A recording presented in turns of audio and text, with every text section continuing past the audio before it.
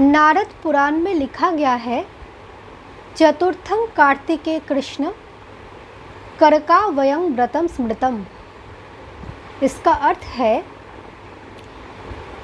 कार्तिक मास के कृष्ण पक्ष तिथि में चतुर्थी को एक व्रत आता है जिसे करक व्रत कहा जाता है और जिसे विकृत करके अभी करवा चौथ नामकरण की गई।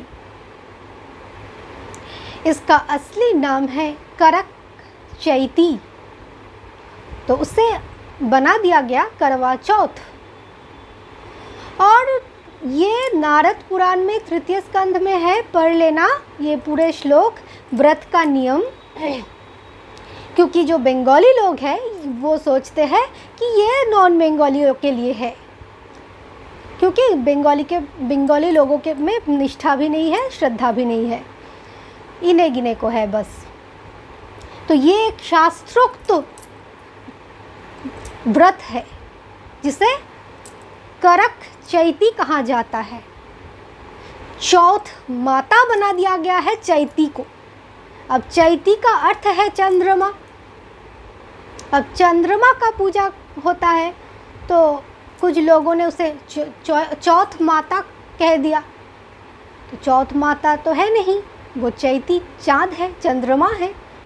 तो इस करक चैती का विश्लेषण करती हूँ, ध्यान से सुनना। देखिए, ये पहले मैंने कहा श्लोक में वर्णित है, कार्तिक मास में होता है और करक चैती। अब ये दो शब्द पर ध्यान दें, एक कार्तिक और एक करक। देखिए, कार्तिक शब्द में कर्ता शब्द आता है जो दीर्घ युक्त है। किससे? कारण से। तो ये जो कार्तिक है वो जो दीर्घ युक्त होते हैं शिव से, कर्ता से, जो शिवत्व प्राप्त करके कर्तृत्वाभिमान रूपी कृत्तिका को त्राण करते हैं गुरु गौरी कृपा द्वारा, और नित्य परम कारण से योग युक्त रहता है, तो वो है परम कर्ता कार्तिकेय। जो परम कर्ता बने, गुरु गौरी कृपा द्वारा शिवत्व प्राप्त करके जो कर्तृत्वाभिमान रूपी कृत्तिका को त्राण करके कार्तिक बने। अब वो परम कर्ता हुए। अब वो परम कारण के कीर्ति को कण कण में, रोम रोम में व्यक्त करके कीर्तिदा भी बनेगा। अब देखिए, एक कार्तिक से कितना कुछ लाए। एक कार्तिक मास से सब के सब जानते हैं, ये जो कार्तिक मास है ये तपस्या का मास है। क्योंकि ये जो कार्तिक का वाहन होता है वो मोर होता है, सभी को पता है। और ये मोर क्या करते हैं? विषय रूप जो विकार है, विषय वासना है, उसे खत्म करता है, उसे आवाहन करके भक्षण कर लेता है। तो फिर सारे कर्तृत्वाभिमान से मुक्त होकर वो वृत्ति तपस्या द्वारा, आराधना द्वारा कीर्तिदा बन के कृष्ण कीर्ति को व्याप्त करने के लिए, अथवा परम कर्ता की कीर्ति को व्यक्त करने के लिए उसकी त्राणकारिणी पुत्री राधा और कृष्ण दोनों का मिलन होता है। दोनों का मिलन कराता है। इसीलिए भागवत में जो त्राणकारी, परम त्राणकारी है भागवत महापुराण, जो भाव तक पहुंचाता है, तो वो भी हर एक स्कंद रूप में है। और स्कंद का अर्थ क्या है? वही कार्तिकेय है। सेनानीनाम अहम स्कंद, ये कह रहे हैं कि मैं देव सेनापति कार्तिकेय हूं, ये कह रहे हैं गीता में। तो और राधा का भी एक नाम है कार्तिक व्रत कर्त्री। अब कार्तिक जो देव सेनापति है, उसका वाहन मोर है, जो सारे तपस्या द्वारा तपस्वी को, आराधिका को अथवा साधक को विषय रूपी सर्प से मुक्त करते हैं। और कृष्ण भी वो कार्तिक का जो वाहन है मोर, उसका ही पंख अपने सिर पर धारण करता है। तो यहाँ एक समन्वय भी निकला कि परम कर्ता और परम कारण का मिलन। एक कार्तिक जो शिव गौरी द्वारा शिवत्व प्राप्त करके नित्य दीर्घ युक्त रहे परम कारण से, और एक कीर्तिदा पुत्री राधा जो परम कर्ता, जो नित्य कृष्ण योग युक्त रहे। अब ध्यान दीजिए करक शब्द पर। देखिए, करक शब्द का अर्थ है कारण,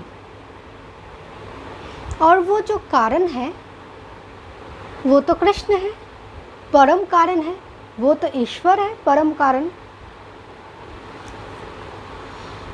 और उसी ईश्वर के लिए जो हर एक कार्य करते हैं अपने को जानते हुए, वो कार्तिक है, अथवा वो परम कर्ता है, अथवा वो श्री राधा है, क्योंकि वो सिर्फ ईश्वर का भजन ही करता है। श्री राधा का दूसरा नाम है श्री कृष्ण भजनान्विता, आराधिका। तो राधा के अतिरिक्त कोई परम कर्ता हो ही नहीं सकता, और कृष्ण तो परम कारण है ही है, दूसरा कोई कारण है ही नहीं। तो इसीलिए ये जो करक कार्तिक महीना का है, करक व्रत, इसका अर्थ गूढ़ रहस्य मैंने बताया। श्रद्धालुओं से निवेदन है वो रिवाइंड करके सुनते रहे, नहीं तो कुछ भी समझ में नहीं आएगा। तो आगे चलते हैं। अब देखिए, चतुर्थी तिथि में होता है। तो ये चतुर्थी जो है वो तो हमारा चित्त है, चतुष्टय है, मन बुद्धि चित्त अहंकार। अब देखिए, मन जो है उसका अधीश्वर चंद्रमा है। अब और एक बात देखिए, ये चंद्रमा का दूसरा नाम होता है सोम, और ब्रह्मा अथवा विधाता का भी एक नाम है सोम। तो तत्व दृष्टि अनुसार ये जो चंद्रमा है वो सोम रूप अर्थात विधाता रूप है। इसीलिए ये सोमनाथ के शीश में विराजमान रहते हैं, शिव के शीश में विराजते हैं।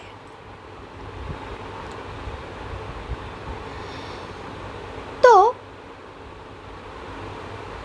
यहाँ एक समन्वय है, चंद्रमा और ब्रह्मा दोनों में कोई अंतर नहीं है। ब्रह्मा बुद्धि का अधीश्वर, चंद्रमा मन के अधीश्वर, लेकिन दोनों तत्व एक ही है। चंद्र का दूसरा नाम सोम है, ब्रह्मा भी सोम है, यानी कि ये विधाता ही है। अब चंद्रमा को और तोड़िए, किसी ने नहीं बताएगा ये सब ज्ञान, ध्यान पूर्वक सुनना। नाच दर इति चंद्र, इसका अर्थ क्या है? दर का अर्थ है द्वार। नव द्वारे पुरे देही, ये जो नव द्वार युक्त देहपुर है, इसमें ना भटको। ये जो निर्देशित करता है वे तत्व है चंद्र। क्योंकि ये जो चंद्र है ये मन में बहुत प्रभाव फैलते हैं, मन को भटका देते हैं, मन में नाना प्रकार का लालसा उत्पन्न करता है, अन्नमय कोश को परिपक्व करता है और स्थूल बुद्धि को दृढ़ता प्रदान करता है। और जितना भोग वासना उत्पन्न होगा उतना ही भटक जाओगे, भटकते रहोगे अनंत जन्म से। तो इसीलिए चंद्रमा निर्देशित कर रहा है, नाच दर, इस द्वार में मत भटको, इस नव द्वार में। जिस शीश में मैं विराजती हूँ उसके पास जाओ, यानी कि गुरु के पास, सोमनाथ के पास, शंकर के पास। भटको मत। लेकिन अज्ञानी मनुष्य तो उल्टा करते हैं ना, क्योंकि शास्त्र का ज्ञान तो है नहीं। तो ये क्या करता है, किसी कालाधीन पति को, यहाँ तो कोई पुरुष है ही नहीं, सब के सब स्त्री है, प्राकृत है, फिर भी कालाधीन पुरुष को पति बनाकर मना रहा है करक चैती, ताकि और अच्छे से भोग वांछा का दृढ़ता बनी रहे और भटकते रहे संसार में, आपस में पति पत्नी बाल बच्चे बनाकर।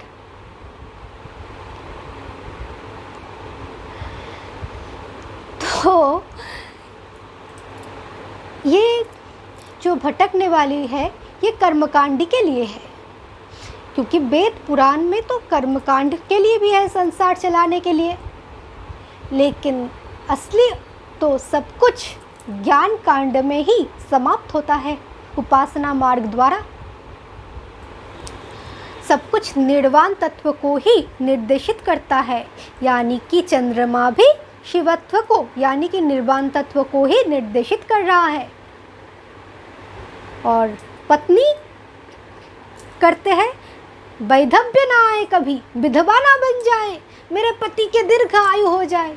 अरे सारे के सारे सब काल के अधीन है, क्या व्रत करोगे? विधवा तो तुम कब से बने हुए हो, जब से हरि को छोड़ के आ गए जगत में। हरि विमुख जब से हुए, जीव भाव को प्राप्त हुए, तो विधवा तो उस दिन से हो गए। कौन से पति के लिए सौभाग्य कामना कर रहे हो तुम?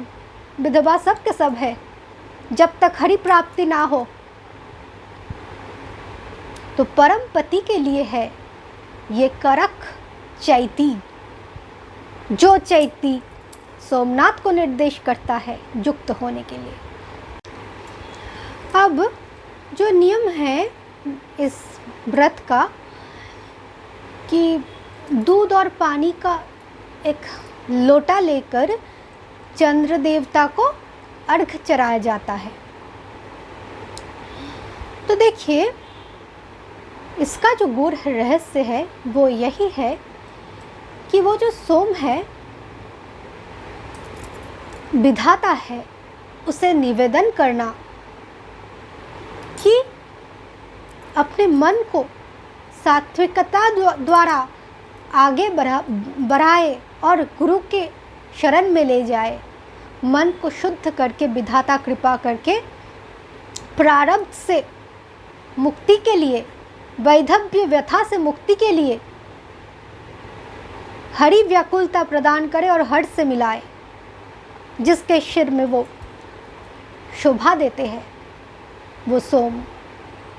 यही सोम से असली प्रार्थना है। दुग्ध चराकर, दुग्ध समर्पित करके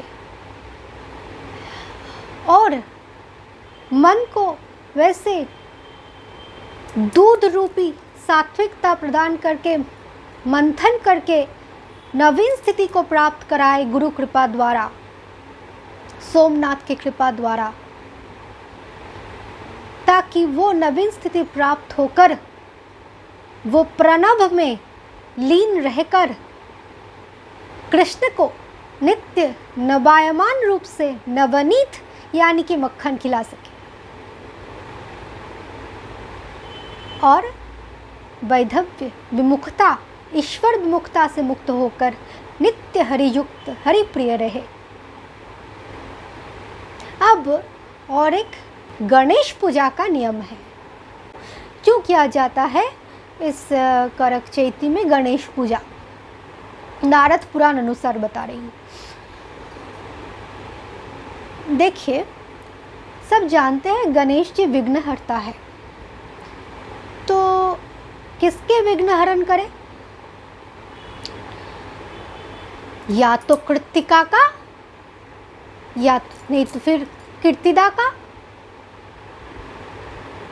कार्तिक बन के नक्षत्र मंडल में जो क्षत्र रूपी तारकासुर है, उसका विघ्न नाश करके, कर्तृत्वाभिमान नाश करके विघ्न हरण करे।